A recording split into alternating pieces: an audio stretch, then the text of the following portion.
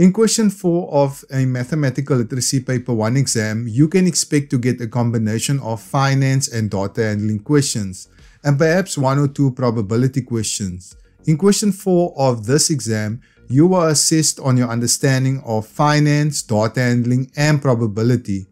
Let's take a look at each of these questions in detail, starting with question 4.1, which states that the Gauteng Department of Health published their annual report for the 2020-2021 financial year, containing information about allocated and actual expenditure for the different medical services and sectors. Table 6 shows the provincial expenditure on different provincial hospital services.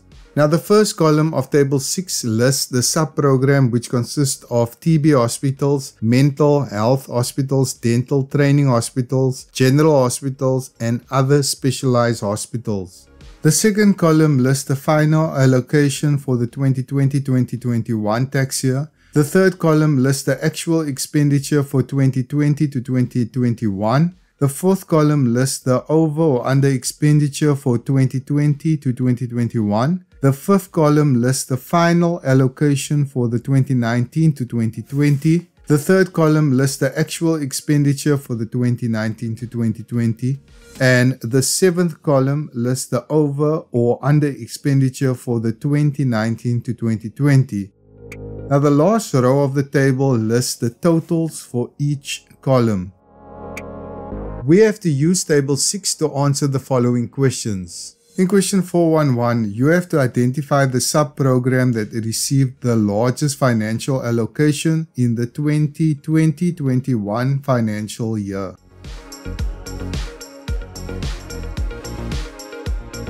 From the table, we see that general hospitals received the largest financial allocation in the financial year 2020 to 2021.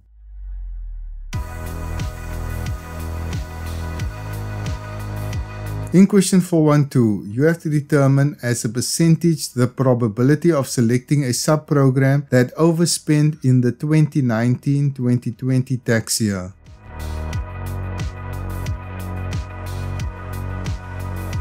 From the column for 2019 to 2020 tax year, we see that mental health hospitals was the only sub-program that overspent in the 2019 to 2020 tax year out of a total of 5 sub-programs.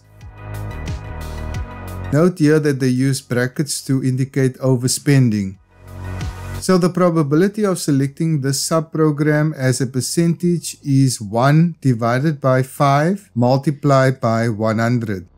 This equals 20%.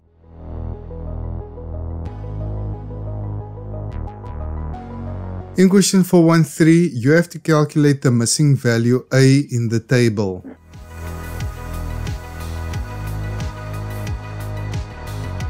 A is calculated by finding the difference between the total for the column of over or under expenditure for 2020 to 2021 of 36,431,000 Rand and the sum of all the values in that column. A is then calculated to be negative 135,650,000 Rand. The negative sign means that general hospitals overspent in the 2020-2021 tax year.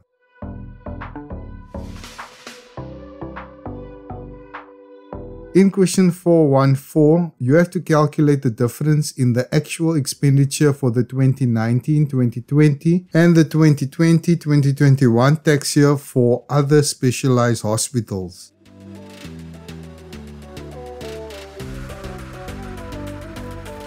In the 2020-2021 tax year, the actual expenditure for other specialized hospitals was 98,272,000 Rand, and in the 2019-2020 tax year, the actual expenditure for other specialized hospitals was 96,051,000 Rand.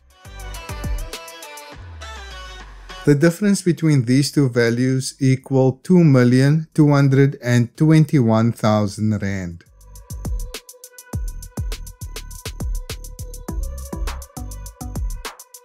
Question 4.2 states that with increasing costs in medical bills for pets, more owners are taking out pet insurance policies for their pets. Seekre found information on two options for pet healthcare online that is shown in Table 7. Option 1 is Pawpaw A with a monthly premium of R330 per dog and R260 per cat, while option 2 is Pawpaw B, which has a monthly premium of R275 per dog and R215 per cat. There are separate fee structures for the claims for each option. For Pawpaw A, you have to pay a standard excess on all claims of 15% with a minimum of R250 per claim. Then there is a note which states that all claims not pre-authorized will carry an additional excess of 25% with a minimum of R500. Then you have the fee structure for claims for Pawpaw B. There is a flat excess of R1,000 per claim and a note which states that all claims not pre-authorized will carry an additional excess of 20% with a minimum of R500. Now there are additional notes that states that there are age limitations which are animals between 8 weeks and 8 years. This means that a pet can't be younger than 8 weeks or older than 8 years to qualify for this policy. Then there is a waiting period of 30 days from the start of the policy before claims will be considered, and accidental injuries are covered from the date of inception. Then there's another note which states that a pet insurance policy is similar to a medical aid but for pets. An excess is an additional amount that must be paid when you make a claim on your policy. We have to use the given information to answer the following questions. In question 421, it is stated that a dog had a medical procedure of R17,000 that was not pre-authorized. You have to calculate the difference in the amount payable by a policyholder on Pawpaw A compared to Pawpaw B.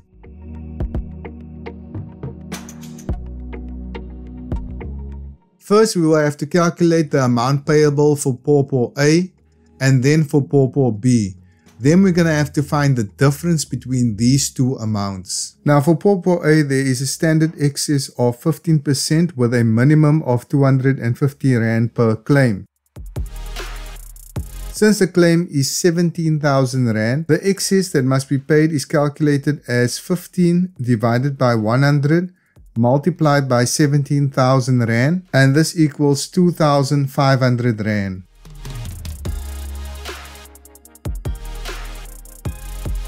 Now, because the claim was not pre-authorized, it will carry an additional excess of 25%. So the additional excess cost will be 25 divided by 100 multiplied by R17,000, and this equals R4,250.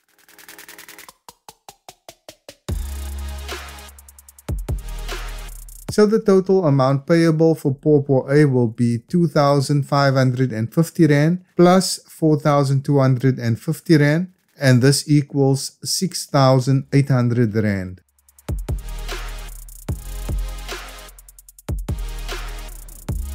Next, we will calculate the total amount payable for Pawpaw B. Now, Pawpaw B carries a standard excess of R1,000 per claim. Plus, there's an additional excess for claims not pre-authorized of 20%. Now, the additional excess will be 20 divided by 100 multiplied by R17,000, and this equals R3,400. So the total amount payable for Pawpaw B will be R1,000 plus R3,400, and this equals R4,400. Now we can calculate the difference in the amount payable by the policyholder between these two options. The difference in the amount payable will be R6,800 minus R4,400, and this equals R2,400.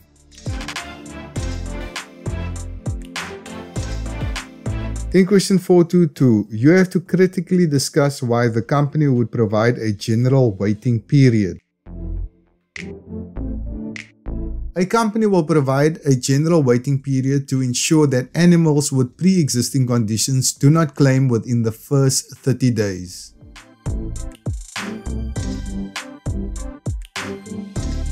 Question 4.3 states that in the United States of America, teachers receive different salary packages depending on the phase of school they teach. Rosa has just finished her teacher training and would like to plan her finances for her first year of work. The graph on Annexure C shows information regarding annual percentile income estimates for different teaching phases in the USA. Now on Annexure C, we are given 4 box and whisker plots. The first plot represents the data for preschool teachers. The second plot represents the data for elementary school teachers. The third plot represents the data for middle school teachers. And the fourth plot represents the data for high school teachers. Now the salary per annum in US dollars is represented on the y-axis and the teaching phases are represented on the x-axis. We have to use the given information along with Annexure C to answer the following questions. In question 431, you have to name the measure of central tendency represented by the 50th percentile.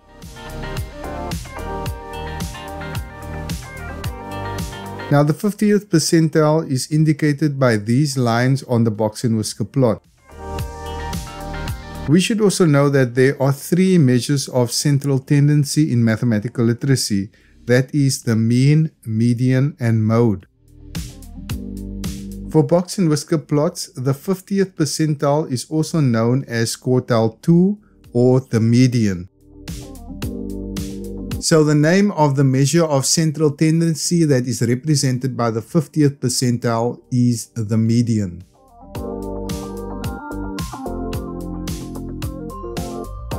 In question 432, you have to explain what it would mean if a teacher is in the 10th percentile of annual income in any phase.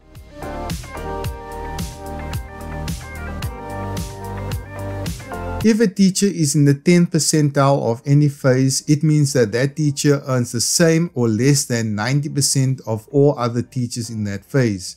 Or we can say that 10% of teachers earn less than or the same as that teacher.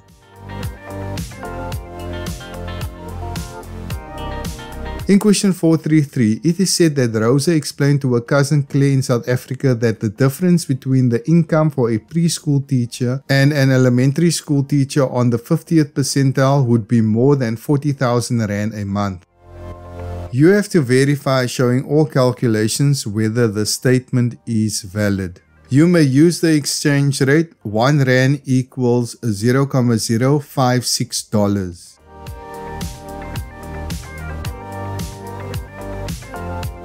Now on the box and whisker plots, the salary per annum in US dollars for preschool and elementary school teachers are given on these 2 plots. The 50th percentile of these 2 plots are given by these lines. For a preschool teacher, the annual salary per annum can be estimated to be about 30,000 US dollars. And then for an elementary school teacher, the annual salary per annum can be estimated to be about 61,000 US dollars. Now we can go ahead and calculate the monthly salary of a preschool and elementary school teacher in South African rands, and then find the difference between these 2 salaries. For the preschool teacher, the annual salary will be 30,000 US dollars divided by the exchange rate of $0.056 per 1 Rand, and this will give us a salary of 535,714 Rand 29 cents per year.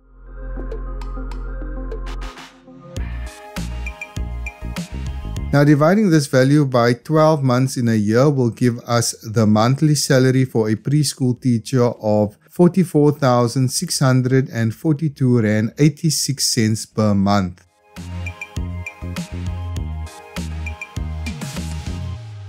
Next, we will calculate the monthly salary for an elementary school teacher in rands.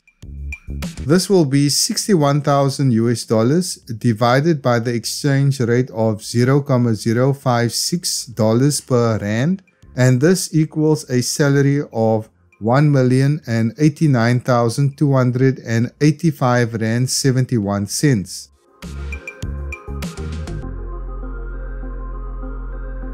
Dividing this value by 12 months in a year will give us a monthly salary for an elementary school teacher of 90,773 rand 81 cents per month. Now calculating the difference between these monthly salaries will give us a difference of 46,130 rand 95 cents.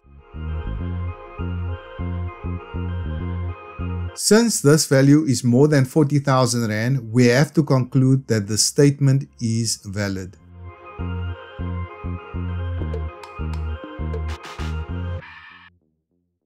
Thank you for taking the time to watch this video, and if you found this video helpful, please like and share to help others like you, and you can subscribe to get notified of more videos like this. If you want to learn more, you can check out this video next.